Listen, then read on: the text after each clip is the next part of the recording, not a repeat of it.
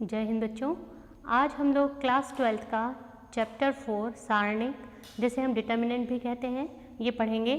और सारणिक जो है, जैसा हमने पिछले अध्याय में आव्यूह पढ़ा है, उसी से रिलेटेड है। सारणिक और आव्यूह में क्या संबंध है, ये भी हम डिस्कस करेंगे।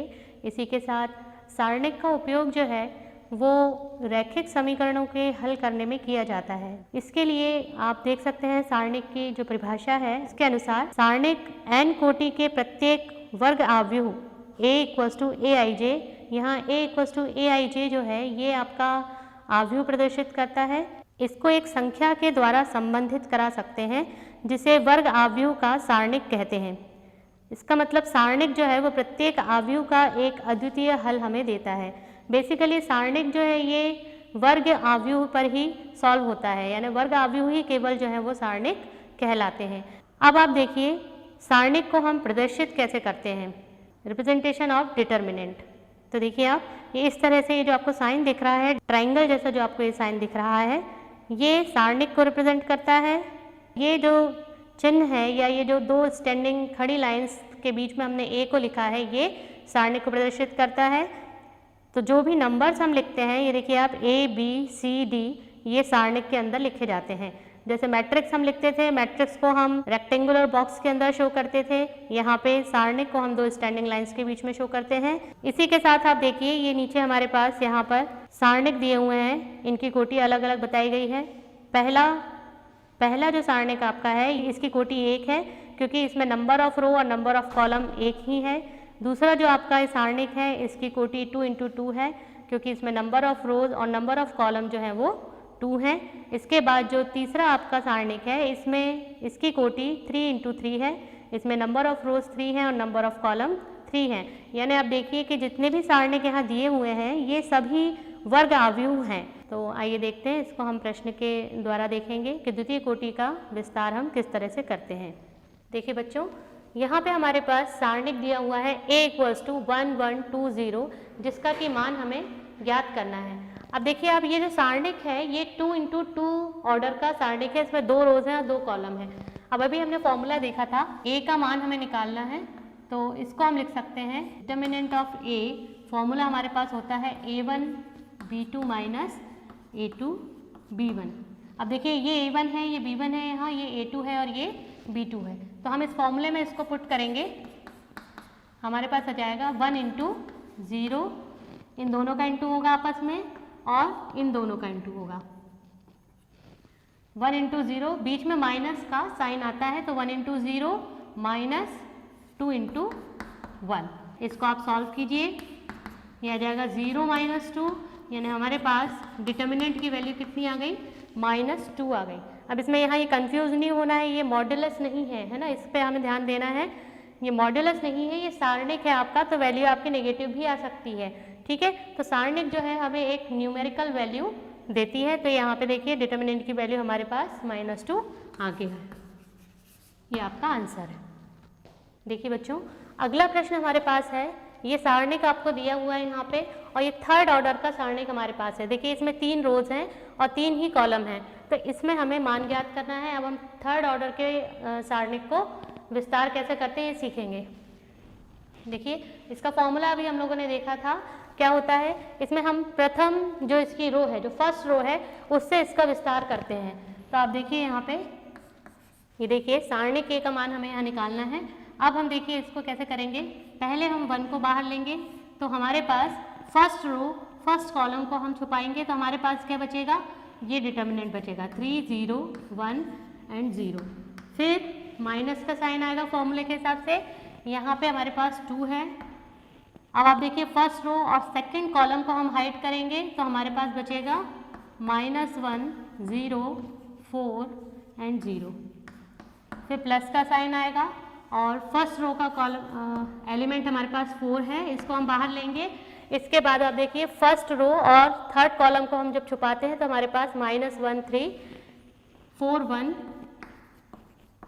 ये एलिमेंट्स यहाँ पर बचते हैं। तो इस तरह से हमने यहाँ पे इसको ओपन किया है सारणिक को।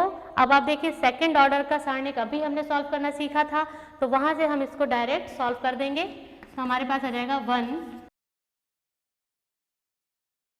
अब देखिए इनका इंटू कर दीजिए आप, ये हमारे पास देखिए 0 हो जाएगा, कंप्लीट टर्म 0 हो गई, यहाँ भी हमारे पास कंप्लीट टर्म 0 हो गई। तो यहाँ क्या बच रहा है हमारे पास 4 इंटू -1 -12, मतलब -13 इंटू 4, हमारे पास कितना आ जाएगा -52।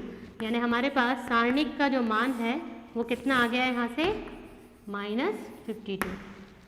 इसके फॉर्मूले में आप एक चीज़ याद रखिए कि पहली टर्म आपकी पॉजिटिव आती है, सेकंड नेगेटिव आती है, फिर थर्ड पॉजिटिव आएगी, फिर अगर फोर्थ है तो वो नेगेटिव आएगी, मतलब साइन जो है ये अल्टरनेट आपका चलता है। अगला प्रश्न है हमारे पास, यहाँ पे हमें दो सारणिक आपस में इक्वल दिए हैं, समान दिए हैं। तो जब हमें दो सारणिक आपस में समान दिए रहते हैं तो हम x का मान या जो भी अननोन वेरिएबल इसमें दिया है उसकी वैल्यू हम किस तरह से निकालते हैं। यहाँ हमको इसका सारणिक सॉल्व करना पड़ेगा। देखिए कैसे करेंगे। सबसे पहले हमारे पास ये जो दो सारणिक हैं ये बराबर दिए हुए हैं यहाँ पे, इन सारणिकों को हम सॉल्व करेंगे तो हमारे पास आएगा यहाँ से 2।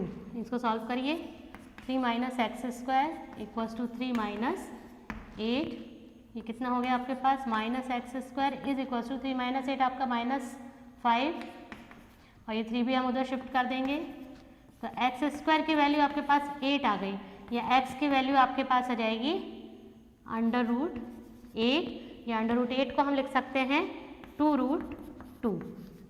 तो ये देखिए हमारे पास x की वैल्यू आ गई है, ये आपका आंसर है। अगला प्रश्न हमारे पास है, यदि a = हमें ये सारणिक यहाँ पे दिया है तो हमें प्रूफ करना है कि सारणिक 3a का मान 27 इंटू सारणिक a होता है। तो जैसा हमें सिद्ध करना है वैसा वैसा ही हम यहाँ पे सॉल्व करेंगे। सबसे पहले हम यहाँ पे LHS लेंगे। LHS हमें दिया है सारणिक 3a। तो देखिए सारणिक 3a निकालने से पहले हमें 3a निकालना पड़ेगा, तो हम यहाँ पे 3a निकालेंगे। सबसे पहले 3a का मतलब जैसा कि अभी हमने देखा था 3a मतलब 3 का इंटू इस पूरे सारणिक में होना है, तो हम इसका इंटू कर देंगे। ये हमारे पास 3a की वैल्यू आ गई। अब जब हम 3a का सारणिक सॉल्व करेंगे इसका मतलब कि हमें इसका विस्तार करना है। तो आप देखिए 3 माइनस ये सेकेंड टर्म देखिए पूरी 0 हो जाएगी क्योंकि बाहर 0 है अगर, तो ये पूरे टर्म को वैनिश कर देगा, प्लस अब इसको सॉल्व कर लेते हैं 3 इंटू 36, और देखिए ये तो पूरी टर्म आपकी 0 हो गई, यहाँ पे भी ये 0 है और ये भी कंप्लीट टर्म 0 है, तो हमारे पास फाइनली 3 इंटू 36 आ रहा है। यहाँ से हमारे पास इसकी वैल्यू हो जाएगी 108, यानी सारणिक 3a का जो सारणिक है वो हमारे पास 108 आया है। इसको मैंने समीकरण 1 नाम दे दिया। अब इसी की तरह हमको RHS सॉल्व करना है, तो RHS के लिए आप देखिए 27 into determinant of a। 27 into determinant of a का मतलब है कि पहले आपको डिटर्मिनेंट ऑफ a को सॉल्व करना है, फिर जो वैल्यू आएगी उसमें 27 का इंटू करना है। तो हम यहाँ पे लिख लेते हैं 27 एज इट इज। अब देखिए आप डिटर्मिनेंट a को हम यहाँ सॉल्व करेंगे। डिटर्मिनेंट a ये दिया है हमें, सेकेंड टर्म आपकी 0 हो गई है, प्लस 1, और ये देखिए आप यहाँ पे भी हमें 0 ही मिल रहा है। तो ये हमारे पास आ जाएगा इतना। अब आप इसका इंटू कर दीजिए 27 इंटू 4, ये वैल्यू भी हमारे पास कितनी आ जाएगी 108, यानी हमारे पास 27 इंटू डिटर्मिनेंट ऑफ a की वैल्यू कितनी आ गई 108। ये सेकंड इक्वेशन हो गई।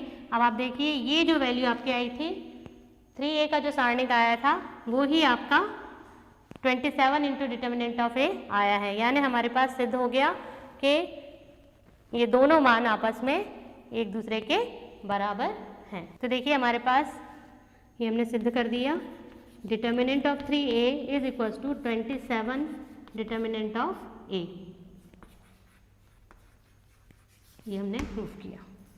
तो देखिए बच्चों, अब हम सारणिक के गुणधर्मों के ऊपर चर्चा करेंगे, प्रॉपर्टीज ऑफ डिटर्मिनेंट। इसमें हमारे पास कुछ ऐसे रूल्स हैं या प्रॉपर्टीज़ हैं जिनको अगर हम यूज़ करते हैं तो सारणिक का विस्तार डायरेक्ट किए बिना आप इसको सॉल्व कर सकते हैं। हमारे सॉल्यूशन को ये आसान बना देती हैं प्रॉपर्टीज़। तो ये हम देखते हैं किस तरह से कौन कौन सी प्रॉपर्टीज़ हैं। तो पहली प्रॉपर्टी आपकी है किसी सारणिक का मान इनकी पंक्तियों और स्तंभों के परस्पर परिवर्तित करने पर अपरिवर्तित रहता है।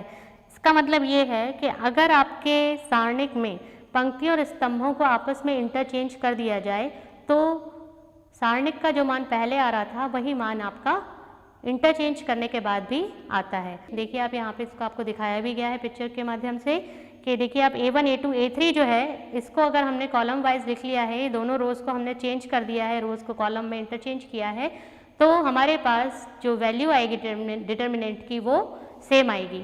इसके बाद आप सेकंड प्रॉपर्टी देखिए, यदि किसी सारणिक की कोई भी दो पंक्तियां या स्तंभों को आपस में परिवर्तित कर देते हैं या इंटरचेंज कर देते हैं तो भी जो सारणिक का मान आता है उसका चिन्ह जो है वो चेंज हो जाता है। ये देखिए आप यहाँ पे हमने फर्स्ट टू रोज को चेंज किया है। थर्ड आप देखिए, थर्ड प्रॉपर्टी है, यदि एक सारणिक की कोई दो स्तंभ या पंक्तियां समान हैं। देखिए कोई भी सारणिक अगर आपको दिया है और उसकी कोई भी दो पंक्तियां या स्तंभ आइडेंटिकल हैं यानी बिल्कुल सेम हैं तो उस सारणिक का मान 0 होता है। किस तरह से होगा ये देखिए आप पिक्चर में भी आपको इसमें दिखाया गया है। ये देखिए यहाँ पे सेकंड और थर्ड रो बिल्कुल सेम है, आइडेंटिकल एलिमेंट्स बिल्कुल सेम है इनके, तो इस तरह की कंडीशन में हमारे पास डिटर्मिनेंट 0 होता है। कई बार हमें डिटर्मिनेंट की वैल्यू 0 प्रूफ करनी पड़ती है, तो अगर हम इस तरह से दो रोज को आइडेंटिकल बना लें तो हमारे पास में इसकी वैल्यू 0 अपने आप आ जाती है। इसके लिए हमें सारणिक का विस्तार नहीं करना पड़ता। इसके बाद आप देखिए, यदि एक सारणिक के किसी एक पंक्ति या स्तंभ के प्रत्येक अवयव को एक अचर से हम गुणा करते हैं तो उसका मान भी k से गुणित हो जाता है। इसके बाद नेक्स्ट हमारे पास प्रॉपर्टी है, यदि एक सारणिक की एक पंक्ति या स्तंभ के कुछ या सभी अवयव दो पदों के योगफल के रूप में व्यक्त हों तो सारणिक को दो सारणिकों के योगफल के रूप में व्यक्त किया जा सकता है। देखिए आप यहाँ पे हमें जो ये सारणिक दिया हुआ है जिसमें दिखाया गया है A1 + λ1, A2 + λ2, A3 + λ3। यहाँ हम इनको देखिए सेपरेट करके लिख सकते हैं। λ1, λ2, λ3 हमने सेकंड सारणिक में ले लिया है और जो फर्स्ट हमारा जो सारणिक है उसमें हमने A1, A2, A3 को लिया है। देखिए बच्चों, अभी हम लोगों ने जो प्रॉपर्टीज पढ़ी थी, जो सारणिक के गुणधर्म पढ़े थे, उन पे बेस्ड क्वेश्चन अब हम सॉल्व करेंगे। ये हमारे पास एक क्वेश्चन है x, y, z, a, b, c, x + a, y + b, z + c = 0। हमको इस सारणिक का मान यहाँ पे 0 सिद्ध करना है। तो देखिए अभी हम लोगों ने जो प्रॉपर्टी पढ़ी थी जिसमें हमने बताया था कि इनके पदों के योगफल के रूप में हम इसे लिख सकते हैं, वो प्रॉपर्टी हम यहाँ पे यूज करेंगे। ये हो जाएगा x, y, z, a, b, c, x, y, z plus एक बार में हम ये ले लेंगे यहाँ पे x, y, z, a, b, c और a, b, c। अब आप देखिए एक प्रॉपर्टी हमने और पढ़ी थी जिसमें हमने पढ़ा था कि यदि कोई भी दो कॉलम या कोई भी दो पंक्ति जो है इनकी इक्वल हो जाती है, आइडेंटिकल हो जाती हैं, तो सारणिक का मान 0 हो जाता है। अब यहाँ अगर हमको ये प्रॉपर्टी ना पता हो तो हमको इसको पूरा विस्तार करना पड़ेगा दोनों सारणिक का, तो ये क्वेश्चन बहुत लेंदी हो जाएगा। इसीलिए ये प्रॉपर्टीज हमने पढ़ी है। अब देखिए डायरेक्ट इसकी वैल्यू जो है यहाँ पे 0 आ जाएगी हमारे पास, क्योंकि ये भी 0 हो जाएगा और ये भी। ये देखिए यहाँ पे कॉलम 2 और कॉलम 3 जो है ये आइडेंटिकल है, यहाँ पे कॉलम 1 और कॉलम 3 आइडेंटिकल हैं, तो दोनों सारणिक का मान 0 है। इसलिए डायरेक्ट एक ही स्टेप में इसका आंसर हमारे पास 0 आ गया। देखिए बच्चों, अब ये नेक्स्ट हमारे पास सारणिक दिया है जिसमें हमें ये प्रूफ करना है। इसमें देखिए आप डायरेक्ट हमें कोई भी प्रॉपर्टी एकदम लगती हुई नहीं दिख रही है। जब डायरेक्ट हम कोई भी प्रॉपर्टी यूज़ नहीं कर पाते हैं तो हम कोशिश ये करते हैं कि हम 2 या 3 जीरोज इसमें फॉर्म कर लें। अगर ये 2 या 3 जीरोज हम फॉर्म कर लेते हैं तो हमारे पास जब हम विस्तार करते हैं इसका, तो विस्तार हमारे पास ईजी हो जाता है, हमें कम टर्म्स उसमें सॉल्व करनी पड़ती हैं। तो देखिए आप इसमें सबसे पहले तो सॉल्व करते समय आप ये ध्यान दीजिए कि राइट साइड में आपको प्रूफ क्या करना है। राइट साइड में हमें a - b चाहिए, b - c चाहिए, तो हम यहाँ पे अगर फर्स्ट रो में से सेकंड रो को माइनस करते हैं तो देखिए 1 - 1 बन के यहाँ 0 बचेगा, यहाँ a - b हमें मिलेगा जो हमें यहाँ पे चाहिए। सिमिलरली हम सेकंड और थर्ड रो को भी यहाँ पे माइनस करेंगे तो यहाँ 1 - 1 0 मिल जाएगा, b - c मिलेगा। तो देखिए इसको सॉल्व करते हैं। ये देखिए जो भी आप रूल फॉलो कर रहे हैं या जो भी रूल आप अप्लाई कर रहे हैं यहाँ पर, वो आपको यहाँ लिखना पड़ेगा। हम R1 में चेंज कर रहे हैं, R1 के लिए R1 - R2 और R2 के लिए R2 माइनस R3, एक बार में एक से ज़्यादा रूल हम अप्लाई कर सकते हैं, ठीक है। ये देखिए, ये हो गया आपका 1 माइनस 1 0, यहाँ से हमें मिल गया a minus b, a square minus b square, यहाँ भी देखिए 0 हो गया। अब देखिए यहाँ हम ये भी कर सकते थे कि हमें c माइनस ए चाहिए, तो हम थर्ड रो में से फर्स्ट रो को अगर माइनस कर देते तो हमें एक और 0 मिल जाता, c माइनस ए भी हो जाता। लेकिन हमने पढ़ा है कि अगर कोई भी एक रो पूरी 0 होती है तो उस सारणिक का मान 0 होता है, और हमें 0 प्रूफ नहीं करना, इसलिए हमने सिर्फ ये ही दो जो रोज थी इन्हीं में चेंज किया है। अब आप देखिए यहाँ से हम a माइनस बी को हम क्या लिख सकते हैं, 0 a माइनस बी, ये हो जाएगा आपका a minus b a plus b, formula लगा दिया मैंने। तो देखिए यहाँ पे हमारे पास a माइनस बी हमने निकाल लिया है, ये हमारे पास पूरी वैल्यू आ गई है इसकी सारणी की।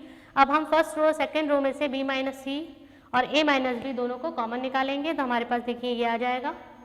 अब 2 0 ऑलरेडी हमारे पास बन चुके हैं, हम चाहें तो एक 0 और बना सकते हैं। देखिए R1 माइनस R2 अगर हम करेंगे तो हमारे पास एक 0 और बन जाएगा, तो हम बना लेते हैं यहाँ पे for R1 minus R2 we have a minus b minus c, 0 minus 0 is 0, 1 minus 1 is 0, a plus b minus b minus c। तो देखिए b से b कैंसिल हो जाएगा, यहाँ पे बचेगा क्या, a माइनस सी, तो हम डायरेक्ट यहाँ पे a माइनस सी अब लिख देते हैं। तो देखिए ये a माइनस सी आ गया हमारे पास। यहाँ से देखिए आप ये दोनों रोज हमारे पास एज इट इज रहेंगी। अब बस आपको इसका विस्तार करना है और इसका आंसर निकालना है। फर्स्ट टर्म हमारे पास 0 है तो कंप्लीट पूरी टर्म 0 हो जाएगी, माइनस सेकेंड टर्म भी 0 हो जाएगी, प्लस यहाँ से हम लेंगे a माइनस सी, तो अंदर हमारे पास आ जाएगा 0 इंटू सी मतलब 0 एंड 1 माइनस 1 इंटू 1 इज 1। तो देखिए प्रॉपर्टीज यूज़ करने का फ़ायदा क्या हुआ, 2 या 3 जीरोस बनाने के बाद जब हम विस्तार करते हैं तो हमारे पास डिटर्मिनेंट शॉर्ट फॉर्म में हमें इसको सॉल्व करना पड़ता है, मतलब ये हमारे पास सिंपल हो जाता है इसका विस्तार करना। अब देखिए आप सिंपल a माइनस 1 का इंटू हो जाएगा इसमें, तो हमारे पास आ जाएगा a माइनस बी माइनस सी और ये c माइनस ए बन जाएगा। ये हमारा प्रूफ हो गया। देखिए बच्चों, ये त्रिभुज का क्षेत्रफल सारणिक के द्वारा हम किस तरह से निकालते हैं इसका फॉर्मूला आपको यहाँ शो किया जा रहा है।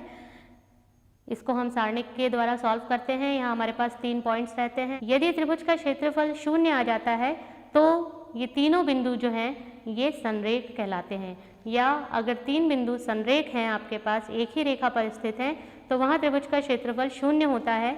तो ऐसी स्थिति में यदि 3 बिंदु संरेख शो करने हैं, आपको प्रूफ करने हैं, तो आपको त्रिभुज का क्षेत्रफल 0 प्रूफ करना पड़ता है। तो इस पे बेस्ड क्वेश्चन हम यहाँ पे सॉल्व करेंगे। देखिए अगला क्वेश्चन हमारे पास है, त्रिभुज का क्षेत्रफल हमें ज्ञात करना है। त्रिभुज का क्षेत्रफल ज्ञात करने का हमने फॉर्मूला अभी पढ़ा था। त्रिभुज के क्षेत्रफल का फॉर्मूला होता है half of x1 x2 x3 y1 y2 y3 1 1 1। ये आपका त्रिभुज के क्षेत्रफल ज्ञात करने का फॉर्मूला है।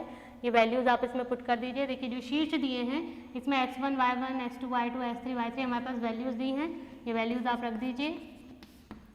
3 -4 5 8 2 1 1 1 1। देखिए अब इसका हम विस्तार कर देंगे। 3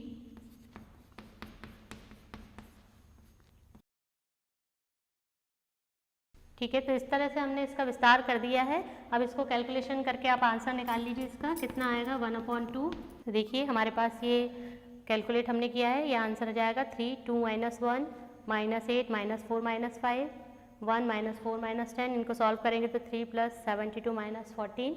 आंसर हमारे पास आ जाएगा 61/2 वर्ग इकाई।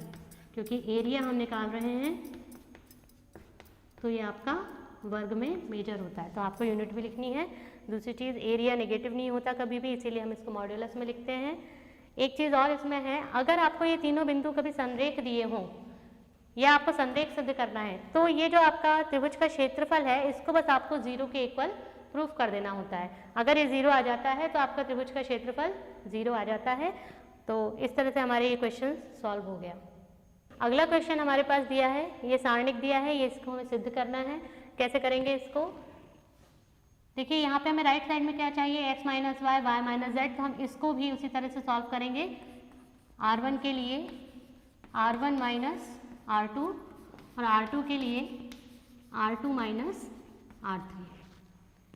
इसी के साथ आप यहाँ पे लिख लीजिए, ये हो जाएगा x minus y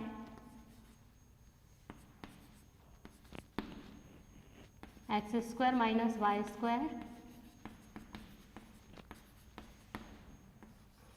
Y z minus z x मिलेगा यहाँ से हमें, यहाँ से मिलेगा z x minus x y और एक्स वाई। अब इसमें से हम कॉमन निकाल लेंगे, डायरेक्ट निकाल रहे हैं यहाँ से कॉमन हम, ये हो जाएगा x माइनस वाई, कॉमन अगर हम निकालते हैं तो यहाँ बचेगा 1, यहाँ आ जाएगा x प्लस वाई, यहाँ से z कॉमन आएगा देखिए, और माइनस का साइन बाहर आएगा। x माइनस वाई के साथ यहाँ y माइनस जेड भी कॉमन निकाल लीजिए, तो 1,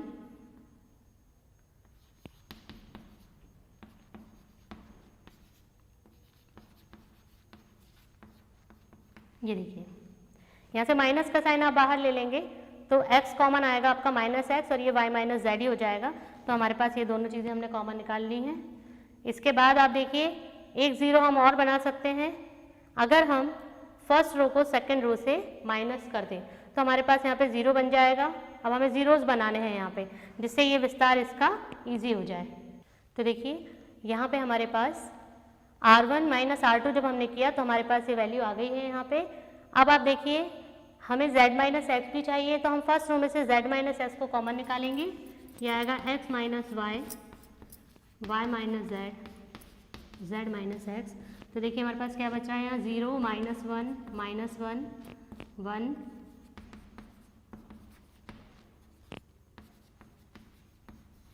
ये देखिए इतना हमारे पास बच गया। अब अगर मैं यहाँ C2 और C3 यानी कॉलम 2 और कॉलम 3 को ऐड कर देती हूँ तो मेरे पास एक ज़ीरो और बन जाएगा। जितने मैक्सिमम ज़ीरोज़ आप बना सकते हैं 2 और 3 ज़ीरोज़ उतने बनाइए, जिससे विस्तार जब हम उसको करें तो इजीली हम उसका कैलकुलेशन कर सकें। अब देखिए C2 के लिए C2 plus C2 minus C3 हमें करना पड़ेगा। तो ये देखिए हमारे पास आ जाएगा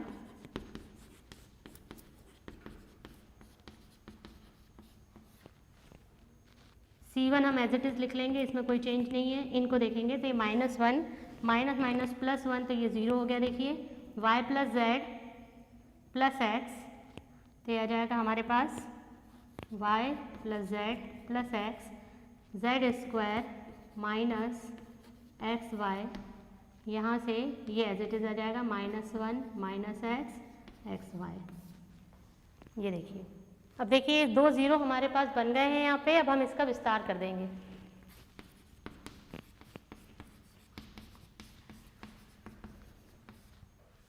ये देखिए फर्स्ट 2 टर्म्स तो 0 हो जाएंगी हमारे पास, थर्ड टर्म को ये आपको ओपन करना है, ये हो जाएगा -1, यहाँ से आएगा माइनस, यहाँ से आएगा z square minus x y minus z y minus z square minus x z. ये देखिए ये इंटू कर दिया मैंने इन दोनों का आपस में। अब देखिए हमारे पास क्या आएगी वैल्यू,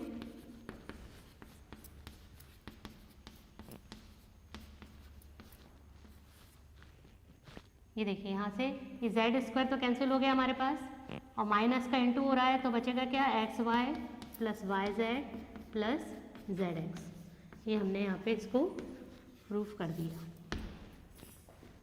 तो देखिए बच्चों आज हम लोगों ने सारणिक को किस तरह से सॉल्व किया जाता है, सेकंड ऑर्डर का थर्ड ऑर्डर का सारणिक हम लोगों ने सॉल्व करना सीखा, उस पर बेस्ड क्वेश्चन किए।